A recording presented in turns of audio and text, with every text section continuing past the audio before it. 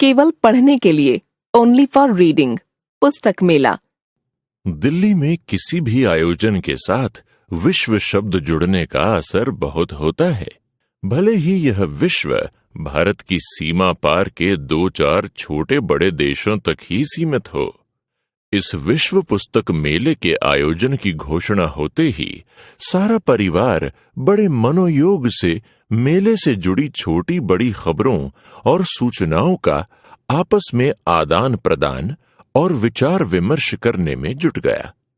किताबों के पास तक भी नहीं फटकने वाली श्रीमती जी और कोर्स से बाहर की किताबें भी पढ़ते रहने के मेरे अनुरोध को सुना अनसुना करने वाले छोटे बड़े बच्चों तक ने घोषणा कर दी कि पुस्तक मेला तो अवश्य देखना है। दिल्ली की विकट से विकट होती आवास समस्या के चलते जब भी मकान बदलना पड़ा तो पुस्तकों के प्रति सारे परिवार की उपेक्षा अपमान की सीमा छूने लगती थी। सबसे पहले तो उन सारी पुस्तकों को मेरी किताबों के खाते में डाल दिया जाता था जो भागवत, मानस, हनुमान चालीसा और अन्य पतली पतली व्रत कथाओं जैसी पवित्र पुस्तकों के साथ रखने के अयोग्य होती। टेलीफोन डायरेक्टरी से लेकर रेलवे टाइम टेबल बुक तक वो सारा कुछ जो बच्चों की पाठ्य पुस्तकों के तरह होता मेरी किताबों के खाते में आता। खैर, यह सब तो इतिहास हो चुका है। वर्तमान प्रसंग में सबसे पहला अहम प्रश्न था पुस्तक मेला घूमने के लिए उचित दिन निर्धारित करना। पहला दिन तो इसलिए स्वीकार्य नहीं था कि अधिकतर स्टॉल, विशेषकर विदेशी स्टॉल, उस दिन तक ठीक से लगाए जा रहे होते हैं। दूसरा दिन श्रीमती जी को स्वीकार्य नहीं था क्योंकि बच्चों के मामा सपरिवार उस दिन शाम तक पधारने वाले थे और बच्चे तीसरे दिन से ज्यादा प्रतीक्षा करने को तैयार नहीं थे। पुस्तकों के प्रति उनकी यह उतावली मन को अच्छी लगी। यह रहस्य तो बाद में खुला कि इस उतावलेपन का कारण विदेशी स्टॉलों में किताबों के अलावा बिकने वाली अन्य आकर्षक चीजों के समाप्त होने का भय था। तो इस प्रकार तीसरा दिन सर्वसम्मति से चुन लिया गया और मेरे लिए निर्देश जारी कर दिए गए।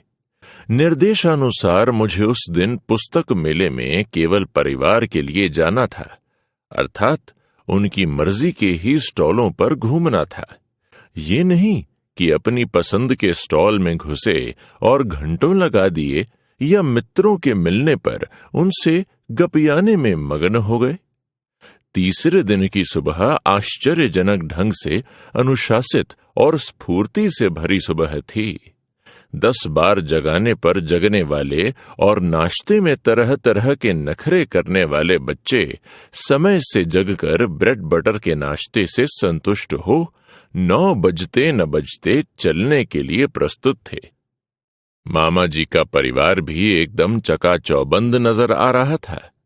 अन्य दिनों विकट लगने वाली समस्याएं जैसे बस और मेट्रो की भयंकर भीड़, दूर तक पैदल चलना, टिकट की लंबी कतार आदि परिवार के सदस्यों के उत्साह और उमंग के समक्ष वैसे ही तिरोहित हो गईं जैसे महंगाई की बाढ़ में किसी मध्य वित्त परिवार का बजट। मेले में घुसते ही मानो किसी अदृश्य डोर से नियंत्रित सबके कदम अपने आप पुस्तक स्टॉलों की विपरीत दिशा में मुड़कर फूड कोर्ट की तरफ अग्रसर हो गए, जैसे यह सब पहले से तय हो।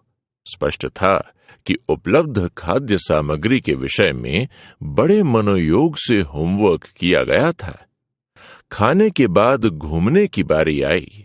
सभी एक मत थे विदेशी स्टॉलों को सबसे पहले देखने पर। करीब 2 घंटे व्यतीत करने के बाद जब हम लोग बाहर निकले तो सबके हाथों में कुछ न कुछ था तो अवश्य, पर वह निश्चित रूप से किताबों से इतर था। अब बच्चों का आग्रह उन स्टॉलों की तरफ चलने का था जहां तरह तरह के गेमों और कॉमिकों की किताबें उपलब्ध थीं। उन्हें मेरे हवाले करते हुए श्रीमती जी अपने भाई भाभी के साथ ज्योतिष शास्त्र वाले हॉल की तरफ रवाना हुई। 2-2.5 घंटों के बाद जब दोनों दल मिले तो जहां बच्चों के हाथों में कॉमिकों की किताबें, तरह तरह की रबर पेंसिलें, पेन और गेम थे, वहीं उनके मामा मामी के पास कितनी तरह के ताबीज, गंडे, बुरी नजर दूर करने के लिए घर में इधर उधर टांगे ठोंके जाने वाली खिलौनों की सामग्री और अपना भाग्य स्वयं जाने, घर को वास्तु के अनुसार कैसे सजाएं जैसे विषयों पर कुछ अमूल्य ग्रंथ थे। इस बीच सबकी भूख फिर चमक आई थी और तरह तरह के खाद्य पदार्थ बेचती दुकानों की तरफ सबके कदमों का मुड़ना परम आवश्यक। भोजनोपरांत कॉफी की आखिरी घूंट भरते हुए श्रीमती जी ने फरमाया, उफ, किताबें देखते देखते तो मन भर गया, अब दूसरी तरफ चलते हैं। दूसरी तरफ यानी कपड़े, नकली गहने, जूते, सैंडल और तरह तरह की श्रृंगार सामग्री से भरी दुकानें। इनमें घूमते घूमते जब बच्चों ने संध्या में आयोजित होने वाले कार्यक्रमों पर विचार विमर्श आरंभ किया तो हमें दिन बीत जाने का आभास हुआ और इस तरह सांस्कृतिक कार्यक्रमों का अवलोकन और रात का भोजन भी मेले में करते हुए परम संतुष्टि के साथ मेरा पुस्तक प्रेमी परिवार विश्व पुस्तक मेले में पिकनिक मना घर लौटा। लेखक उपेंद्र कुमार।